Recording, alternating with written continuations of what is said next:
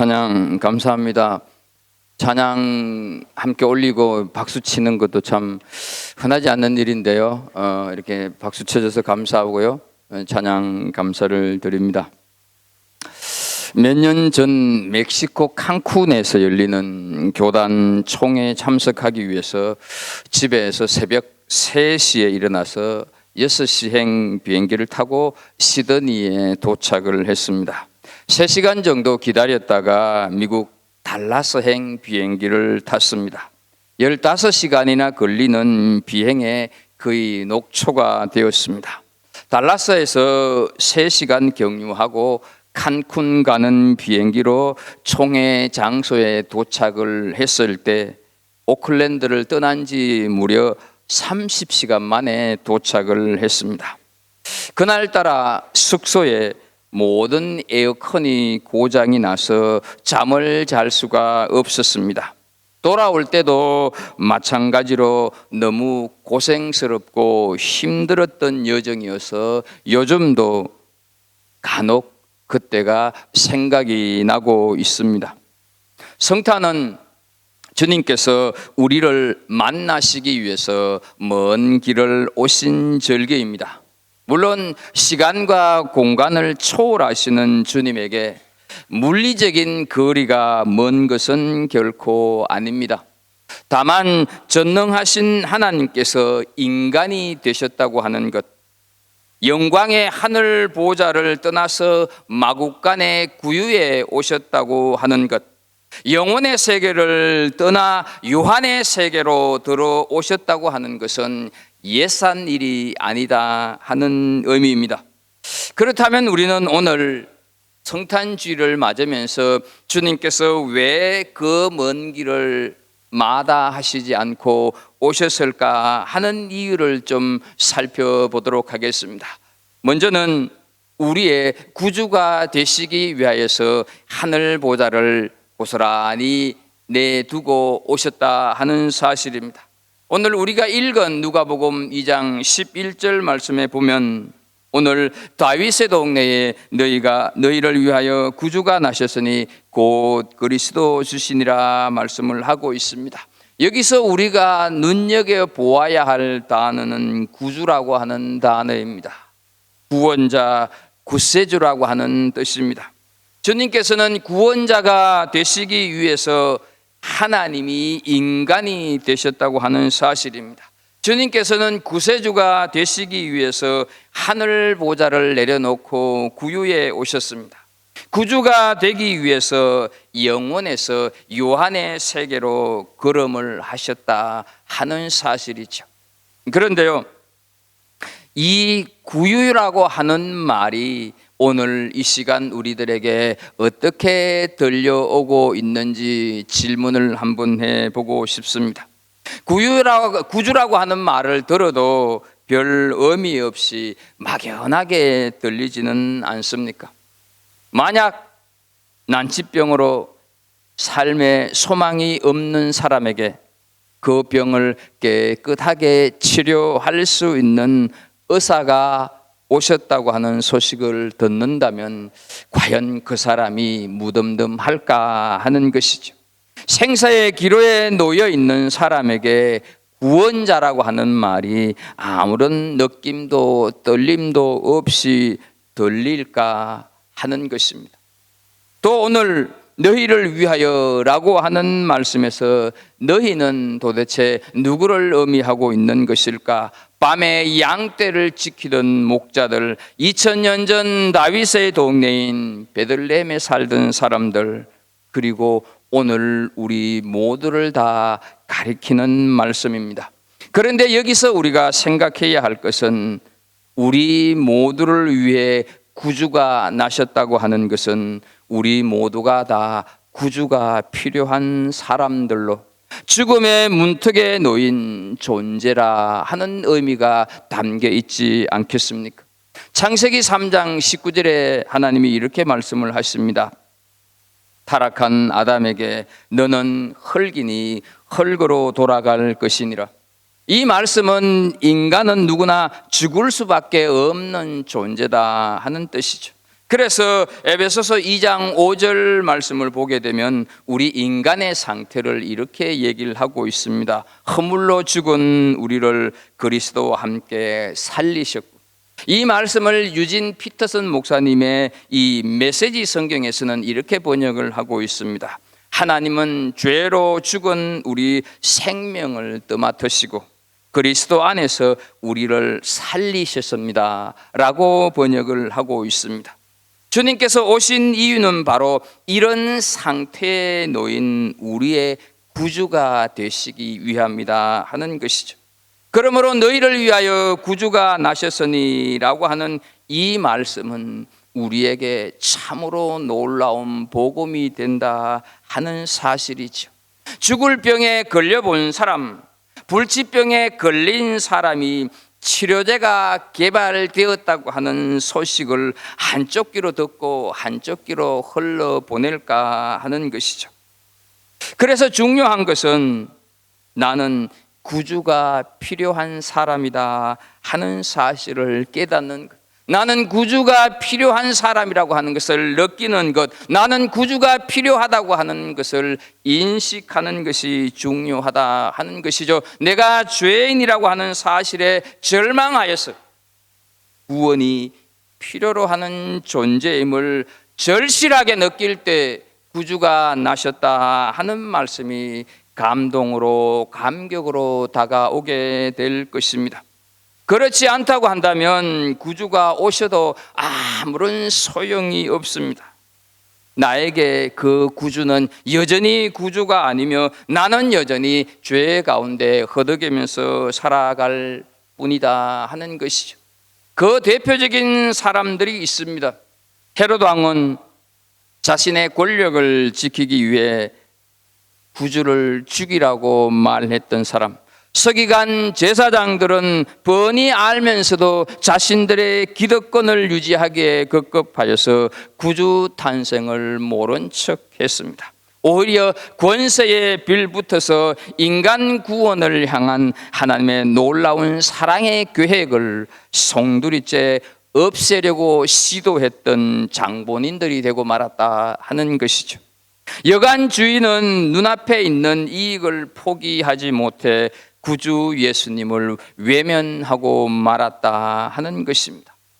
하지만 헤롯 왕과 같은 사람, 서기관 대제사장들, 여간 주인같이 자신이 구원을 필요로 하는 존재라고 모르는 사람, 애써 외면하는 사람이 오늘날에도 여전히 존재하고 있다 하는 데서 문제가 되지 않겠습니까?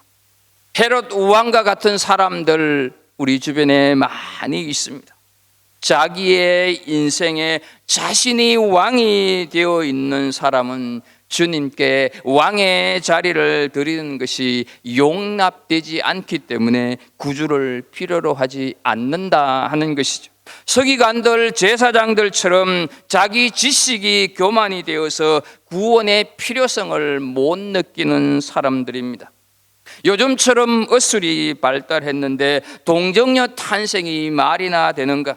이 첨단 과학 시대에 포대기에 쌓여 밥통 안에 누워있는 아기가 구주라고 하는 것이 얼마나 웃기는 일이 아닌가라는 교만이 구주로 오신 주님을 보지 못하고 가리우고 만다 하는 사실이죠. 여간 주인처럼 돈이면 다 되는 세상인데 한 푼이라도 더 벌어야 하지 물질의 노예가 되어서 구주의 존재를 인식하지 못하는 사람들 허다하다 하는 사실이죠. 우리는 오늘 2024년 12월 22일 이 구주 성탄을 3일 앞두고 예배드리고 있는 우리는 어떠한 사람들인가 하는 것이죠. 행여 우리 자신도 이 사람들의 범주 속에 포함되고 있지는 않습니까? 우리 모두는 너나 할 것 없이 다 죄인들입니다. 그래서 모든 사람들이 죄를 범하였었고 의인은 없나니 하나도 없다고 성경은 분명히 말씀을 하고 있습니다. 사람은 누구나 구주가 필요한 시한부 인생이라고 하는 것입니다. 단 한순간도 죄에서 떠날 수 없다고 하는 자기 존재에 대한 처절한 절망이 있어야 구원의 필요성을 깨닫고 구주의 필요성을 깨닫는다 하는 사실이죠. 우리는 오늘 말씀 앞에서 죄인됨을 인정할 필요가 있습니다. 구주가 오셨습니다. 그 오신 구주를 모셔드리는 은혜가 있기를 축복합니다. 요한계시록 3장 20절에 분명코 말씀을 합니다. 볼지어다 내가 문 밖에 서서 두드리노니 누구든지 내 음성을 듣고 문을 열면 내가 그에게로 들어가 그와 더불어 먹고 그는 나와 더불어 먹으리라 말씀을 합니다. 죄로 인해서 만신창이가 된 인간들에게 생명을 주시기 위해서, 영생을 주시기 위해서 그분께서는 반드시 오셔야만 했고, 그래서 우리는 생명을 얻은 존재들이 되었다고 하는 사실을 이 성탄주일에 다시 한번 기억하는 우리들이 될 수 있기를 간절히 소원합니다. 주님께서 왜 오셨을까요? 우리에게 평화를 주시기 위해서 오셨습니다. 이사야서 9장 6절에서 말씀합니다. 이는 한 아기가 우리에게 낳고 한 아들을 우리에게 주신 바 되었는데 그의 어깨에는 정사를 메었고 그의 이름은 기묘자라 모사라 전능하신 하나님이라 영존하시는 아버지라 평강의 왕이라 할 것임이라 말씀을 합니다. 이 말씀은 바벨론 포로 가운데 있었던 이스라엘 백성들에게 하나님께서 이사야 선지자를 통해서 들려주셨던 말씀입니다. 이사야서 9장 1절을 보면 전에 고통받던 자들에게는 흑암이 없으리로다. 옛적에는 여호와께서 서불론 땅과 납달리 땅이 멸시를 당하게 하셨더니 라고 말씀을 합니다. 여러분, 우리는 이 말씀 속에서 고통이라고 하는 단어, 흑암이라고 하는 단어가 우리들에게 보여주고 있는 것은 그 당시의 상황이 어떠했는가 하는 것을 잘 표현하고 있다고 생각이 됩니다. 이스라엘 백성들에게 흑암과 고통이 있었다고 하는 것은 평화가 없었다 하는 뜻이 되는 것입니다.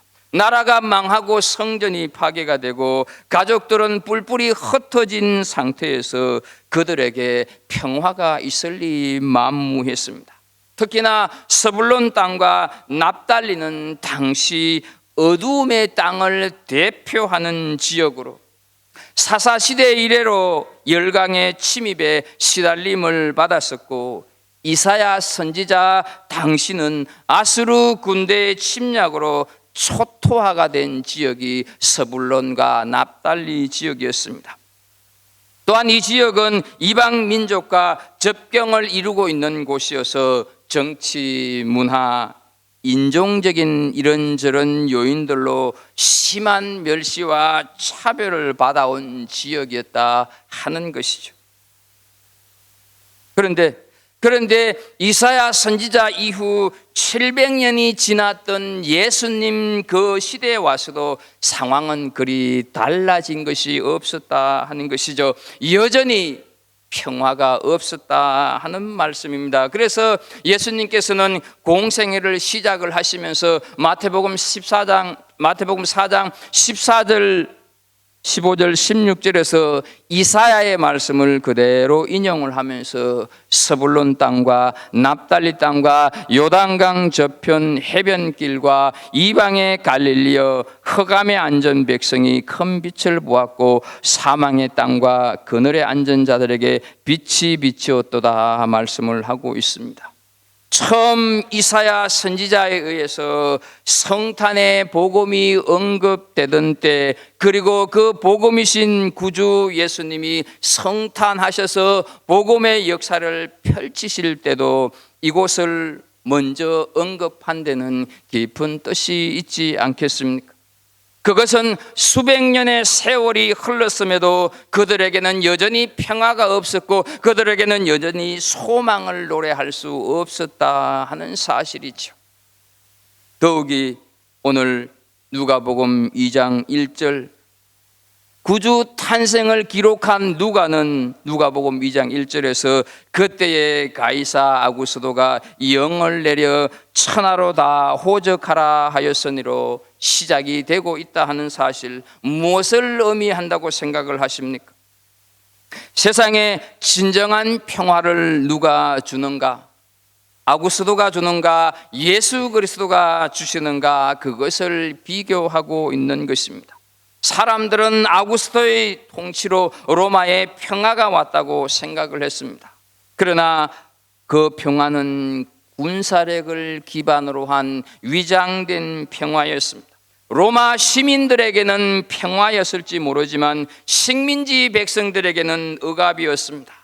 아구스도는 재원을 마련하기 위해서 속국에 호구 조사를 내려서 만삭임에도 불구하고 마리아는 어쩔 수 없이 남편 요셉을 따라서 베들레헴으로 갔다 하는 사실이죠.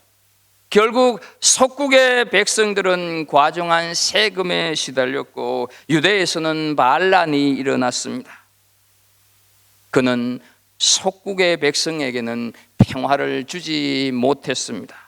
그러나 예수 그리스도가 가시는 곳은 곳곳마다 평화가 선포되었고 가난한 자에게 복음이 눈먼 자를 다시 보게 하는, 눌린 자를 자유케 하는 그런 역사, 평화의 역사가 일어났다 하는 것이죠. 결국 누가 이 세상에 평화를 주는 것일까? 세상의 통치자가 주는 것이 아닌 바로 예수 그리스도가 세상에서 평화를 줄 수 있는 유일한 분임을 선포하고 있다 하는 것이죠. 그렇다면 오늘날은 어떻습니까? 세상에 평화가 있다고 생각을 하십니까? 우리가 사는 이 사회에, 우리의 가정에, 내 마음속에 참 평화가 있습니까?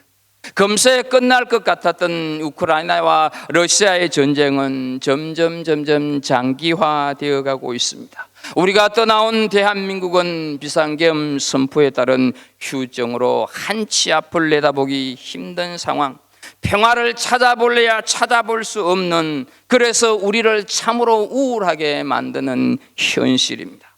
권력이라고 하는 먹잇감을 앞에 두고 서로 빼앗기 위해서 국민을 볼모로 마치 맹수들이 서로의 이빨을 드러내면서 어리렁거리듯이 소의 양보도 없이 마이크만 잡으면 고성방가의 음성을 토해내고 있는 한국의 현실입니다. 이에 질서라 일부 국민은 찬성과 반대로 두 동강이 난 채 악을 쓰는 현실에 평화의 기미는 전혀 보이지 않고 침묵하고 있는 대다수 국민들의 근심거리가 되고 있는 현실입니다. 한 어머니의 글을 좀 읽어보면서 우리가 처한 이 세상, 우리가 살고 있는 사회의 현실을 좀 들여다보도록 하겠습니다. 사랑하는 아들아, 내 사랑하는 아들아, 너는 엄마에게 남편이었고 아들이었고 가장이었고 대들보였다. 네가 엄마 꿈에 나타나서 나비가 되어 펄럭거리고 날아갔다. 다음 생에는 더 좋은 집에서 더 좋은 부모 만나서 다시 꽃피거라. 내 아들아, 하늘나라에서는 행복해라. 모든 짐을 다 벗어던지고 나비처럼 날아서 좋은 세상으로 날아가라. 잘 가라 내 아들아, 잘 가라 내 아들. 수능을 마치고 친구들과 함께 떠난 여행지에서 몇 년 전 이 무렵에 가스 중독으로 황망하게 목숨을 잃은 세 아이 중 한 학생의 어머니가 아들에게 마지막으로 보내는 편지 내용입니다. 참 가슴 아픈 일입니다. 펜션업자는 16,000원 밖에 하지 않는 가스 경보기, 그 값이 아까워서 달지를 않아서, 그 가스 경보기가 없어서 울리지 않아서 이 생떼 같은 세 아들이 죽고 말았다 하는 사실이죠. 이런 세상, 이런 사회에, 이런 비뚤어진 인간의 마음속에 무슨 평화가 있겠는가 하는 것이죠. 그런데 여러분, 그 흑암과 고통의 현실이 평화와 기쁨의 분위기로 바뀌고 있습니다. 그것은 어떤 위대한 지도자의 출현 때문이 결코 아닙니다. 아주 작은 한 아기의 탄생으로 분위기는 전혀 달라지고 있다 하는 사실이죠. 전에는 고통 가운데 있었고 슬픔 가운데 있었고 눈물과 한숨 속에 있었습니다. 절망 한가운데서 살았습니다. 평화가 무엇인지 모르면 살았습니다. 그러나 이제는 그 흑암이, 그 절망이 사라지고 있다 하는 것이죠. 왜냐하면 오늘 본문에서 말씀합니다. 한 아기가 우리에게 태어났기 때문이고, 왜냐하면 그의 어깨에는 정사를 메었기 때문이고, 왜냐하면 그의 이름은 기묘자 모사라, 전능하신 하나님이라, 영존하시는 아버지라, 평강의 왕이시기 때문에 이 세상에 평화가 주어졌다 하는 사실입니다. 사랑하는 우리 성도 여러분, 성탄을 소망하는 성도 여러분, 우리 삶 속에, 우리 마음속에 진정한 평화가 있습니까? 내 행동 속에, 내 꿈과 비전 속에 참 평화가 있습니까? 구주 예수님은 평화의 왕이라고 말씀합니다. 그런데 내 마음속에 평화가 없다고 한다면 우리는 어쩌면 가짜를 진짜 구주로 알고 계신 건 아니냐 하는 것이죠. 불안과 염려와 근심 속에 고통받고 있다면 위장된 평화, 형식적인 평화, 가식적인 평화 속에서 살아가고 있는 것은 아닐까, 가식적인 평화에 속고 있는 것은 아닐까 하는 것이죠. 평화를 주시기 위해서 오신 주님을 우리는 여전히 외면하고 모른 척하고 있기 때문은 아닐까 하는 것이죠. 시편 23편 4절의 말씀을 합니다. 내가 사망의 음침한 골짜기로 다닐지라도 해를 두려워하지 않을 것은 주께서 나와 함께 하심이라. 주의 지팡이와 막대기가 나를 안위하시나이다. 다윗의 신앙 고백입니다. 그런데요, 다윗의 이 신앙 고백을 가만히 보게 되면 해를 안 받는다고 하는 것이 아닙니다. 해를 받지만 주님께서 함께 계심을 믿기 때문에 내 마음속에는 평화가 있습니다 라고 고백하고 있는 모습을 우리는 보게 된다 하는 것이죠. 이 평화를 주시기 위해서 주님은 하늘 보좌를 두고 오셨다 하는 사실. 그래서 누가복음 2장 14절에 지극히 높은 곳에서는 하나님께 영광이요 땅에서는 하나님이 기뻐하신 사람들 중에 평화로다 말씀을 하고 있습니다. 여러분, 이 14절을 우리는 유심히 좀 살펴볼 필요가 있습니다. 이 말씀은요, 인간에게 평화가 있기 위해서는 우선 하나님께 영광이 있어야 된다고 하는 말씀으로 우리는 받아야 된다 하는 것이죠. 하나님께 영광이 있기 전에는 사람에게는 진정한 평화가 없다 하는 것입니다. 그래서 이 성탄은 바로 하나님의 영광이 제자리 잡는 때라고 하는 사실을 기억하십시오. 인간에게, 우리에게 평화가 없는 이유는 하나님께 돌려줘야 할 영광, 그 영광을 인간이 가로챘기 때문에, 아니면 그 하나님의 영광이 제자리 잡지 못하고 있기 때문인 줄로 믿습니다. 헤롯도, 대제사장도, 여관 주인도 제자리에서 자기 자리를 지켰다고 한다면 하나님께 영광이 되었을 것입니다. 목사도, 장로도, 권사도, 집사도, 교인도 자신의 자리에 있는 것이 하나님께 영광이 된다고 하는 사실을 기억해야 할 것입니다. 이 평화의 주님을 모셔드리는 성탄주일이 되기를 축복합니다. 그분이 오심으로 우리는 하늘의 평화를 누리게 된 줄로 믿습니다. 세 번째로, 주님께서 왜 오셨을까? 이유는 단 하나, 사랑 때문입니다. 오늘 말씀 12절을 보면 너희가 가서 강보에 쌓여 구유에 뉘어 있는 아기를 보리니 이것이 너희에게 표적이니라 말씀을 하고 있습니다. 여기서 표적은 바로 구주 예수를 가리킨다고 하는 것을 우리는 충분히 알 수가 있습니다. 그래서요, 그 구주이신 예수님을 요한복음 3장 16절에는 하나님이 이 세상을 이처럼 사랑하사 독생자를 주셨으니라고 말씀을 하고 있습니다. 바로 독생자 구주 예수 그리스도가 사랑의 정표가 된다 하는 것이죠. 그래서 성탄에는 목자도 동방박사도 헤롯도 서기관들의 이야기도 등장하고 있지만 무엇보다도 그 중심은 바로 예수 그리스도이어야 한다 하는 사실입니다. 그렇다면 이 구주이신 예수 그리스도의 중심에는 무엇이 있었을까? 하늘 보좌를 두고 오게 하신 그 발걸음에 서린 것은 무엇일까 하는 것이죠. 그것은 바로 다른 것이 아니라 사랑이었다 하는 것이죠.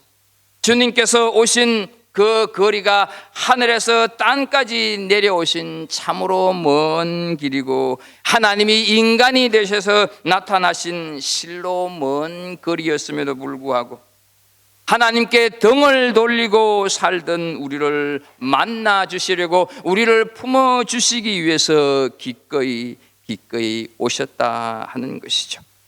그로 인하여서 하늘과 땅이 연결이 되고 하나님과 인간 사이에 도무지 이어질 수 없는 그 엄청난 거리를 주님께서는 사랑이라고 하는 선물을 가지고 오셨다 하는 것이죠. 바로 그 걸음은 당신의 생명을 주시기 위해서 오신 사랑의 걸음이었다 하는 것이죠. 그 사랑의 걸음의 절정이 바로 갈보리 십자가이다 하는 사실이죠. 그 걸음마다 보혈의 사랑으로 가득가득 채워져 있었습니다. 사랑하는 성도 여러분, 하늘 보좌에서 벌떡 일어나신 것도, 그 먼 거리를 달려오신 것도 생명을 아낌없이 주시기 위한 사랑 때문이었다 하는 것이죠. 그 사랑에 감격하여서 자신도 그 사랑으로 살아갔던 선교사 한 사람을 소개합니다. 요한나 쉐핑이라고 하는, 독일에서 태어나서 미국으로 건너가 간호사가 되어서 암울한 식민지였던 조선 땅에 선교사로 파송을 받습니다. 그녀는 1934년 54세로 소천하기까지 22년 동안 광주 제중병원을 중심으로 환자들을 돌보았습니다. 그는 늘 말을 했습니다. 내일 나 먹기 위해 오늘 굶은 사람을 그대로 못 본 척 할 수 없었으며, 옷장에 옷을 넣어두고도 당장 추위에 떠는 사람을 모른 척 할 수 없습니다. 그는 늘 얘기를 했습니다.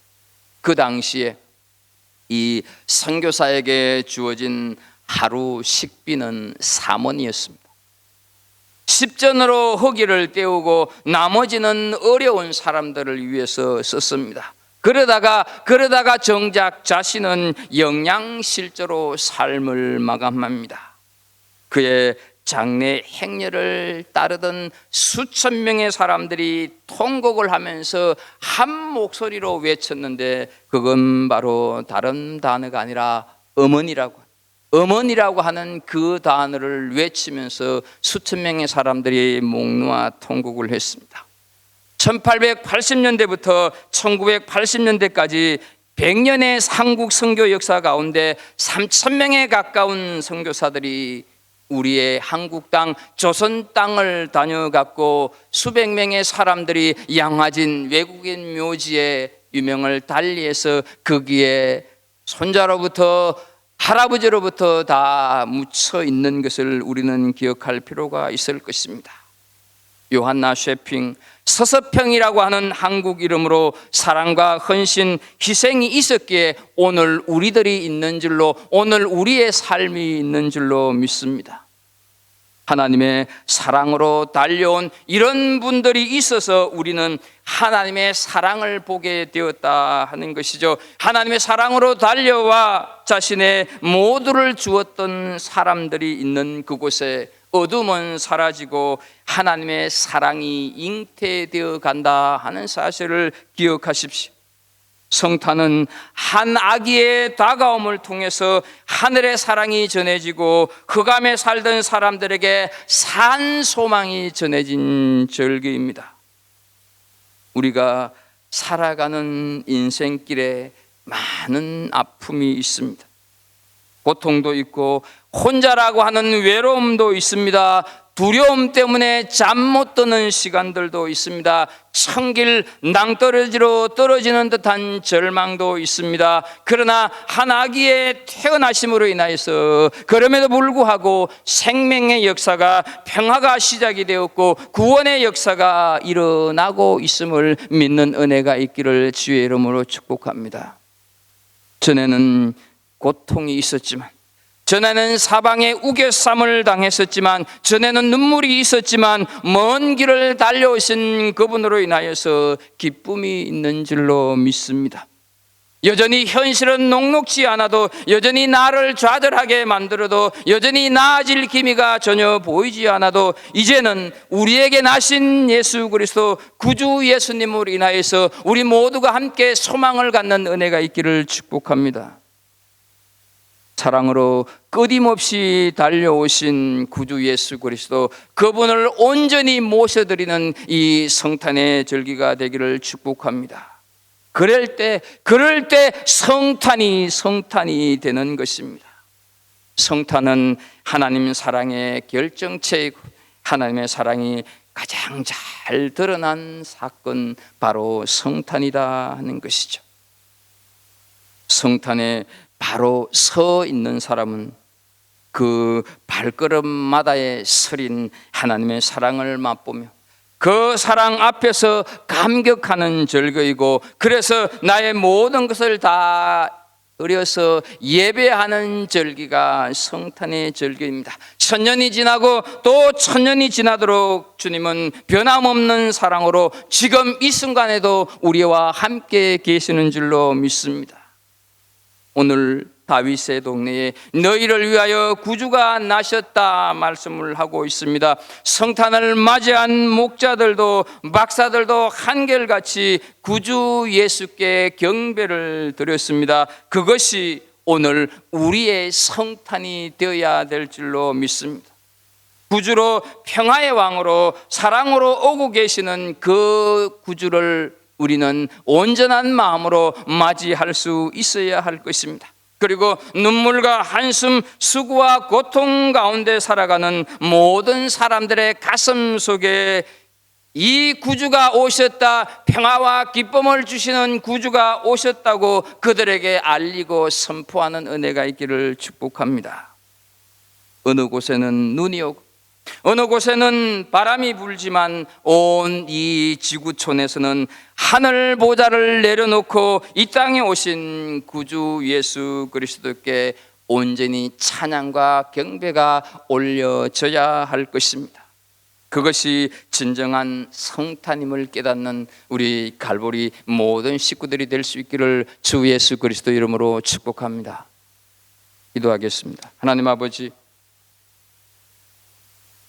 성탄을 앞두고 우리는 하늘 넘어 이 땅에 오신 구주 예수 그리스도의 오심의 이유를 세 가지로 살폈습니다. 하나님, 이 세 가지 잘 기억하면서 2024년 성탄을 오롯이 맞이할 수 있는 우리 복된 성도들 다 되게 하여 주옵소서. 예수님의 이름으로 기도합나이다. 아멘.